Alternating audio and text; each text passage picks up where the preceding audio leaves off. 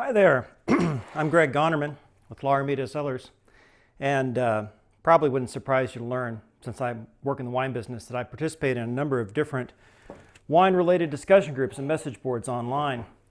And nearly every day in one of those places, I see the same two questions that stem from what must be a very common set of circumstances. And that is, someone will be cleaning out the home of a deceased relative when they discover in the back of a cabinet or a closet an old bottle of wine. They'll then turn to the internet and ask, is this old bottle of wine worth anything?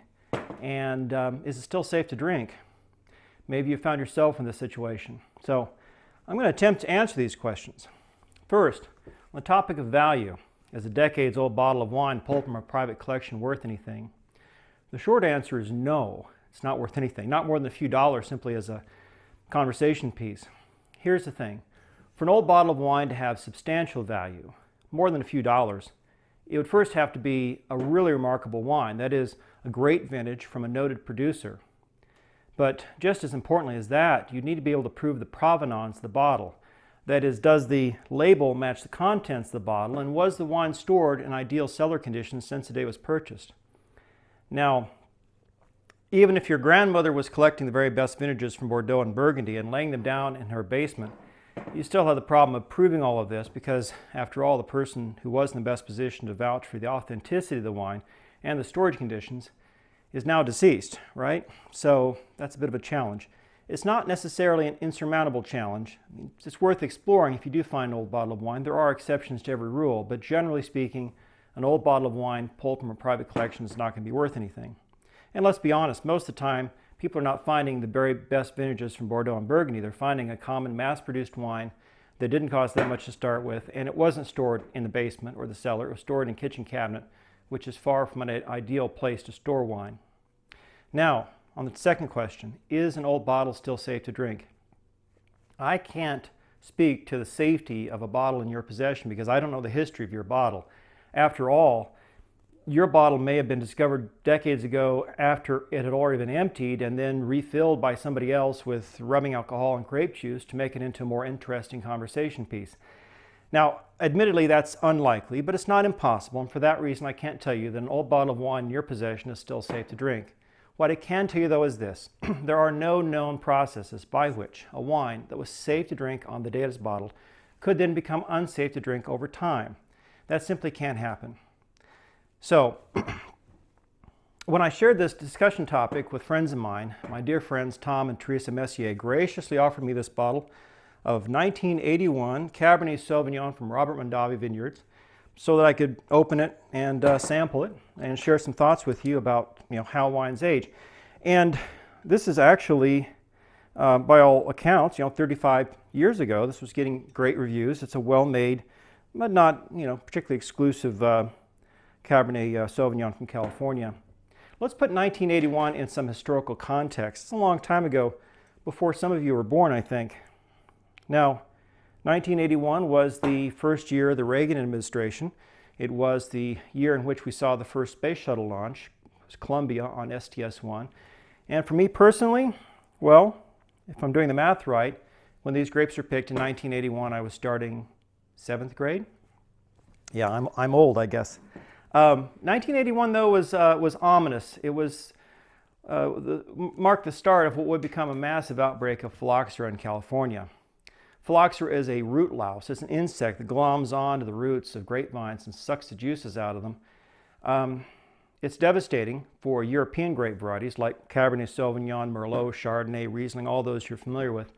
American grape varieties are resistant to this because this is a pest that's native to North America. Now, it's been long known to vineyard owners and scientists and everything because phylloxera wiped out vineyards across Europe in the late 1800s. 1870s, I think, is when it was first discovered in France. It had been accidentally introduced from America to France, along with some grapevines that French producers had imported just out of curiosity. And it went on to wipe out most vineyards across Europe in the late 1800s. And it took them a number of years to figure out how to get around it, how to grow wine grapes, even with phylloxera present in the soil. And what they discovered after some experimentation was that they could graft their typical European grape varieties on American and American hybrid rootstock. And the rootstock then was resistant, and after they figured this out, they managed to replant their vineyards. And why then would phylloxera be a big deal in California in 1981?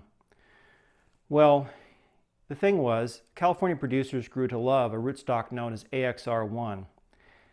AXR1 was a European-American hybrid rootstock, and the rootstock was not only resistant to phylloxera, it was also contributing to the growth characteristics of the vine, the vigor, the fruit set, and they loved AXR1 because it produced the best overall results in the vineyard.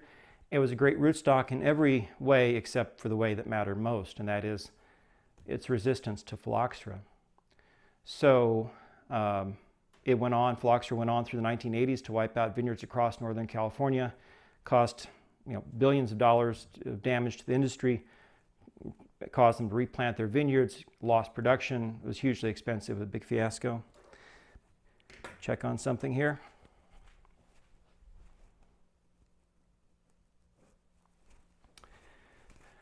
So let's open up this California Cabernet.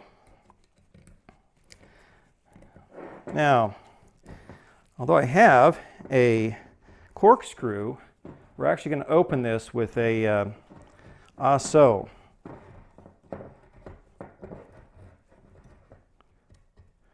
Because over time, corks can rot. They can dry rot. Oh, and that looks ugly. This wine was not stored in ideal cellar conditions, so it'll offer us a good example, a good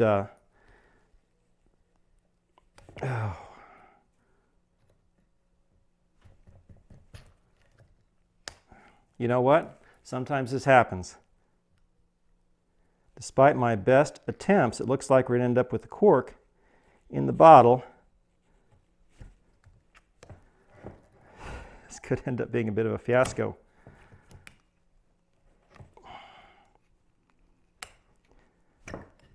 Well, when life gives you lemons, make lemonade. We should be able to decant this.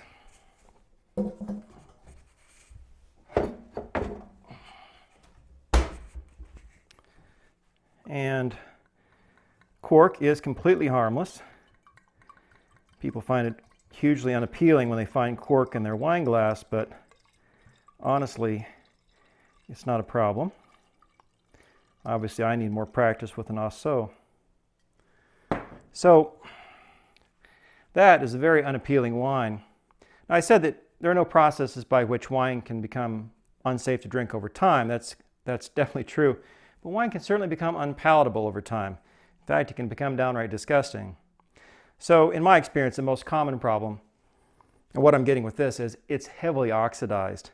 There was some loss of content over time as the water and ethanol evaporated through the cork, which left an ever-increasing amount of headspace, airspace in this bottle.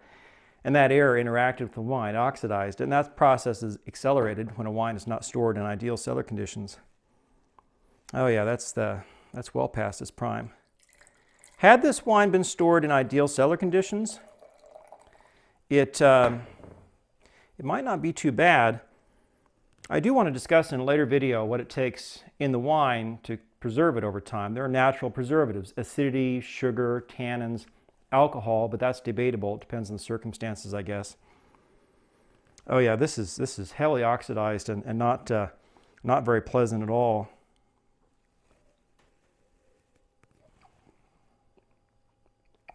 Yeah, that's wow.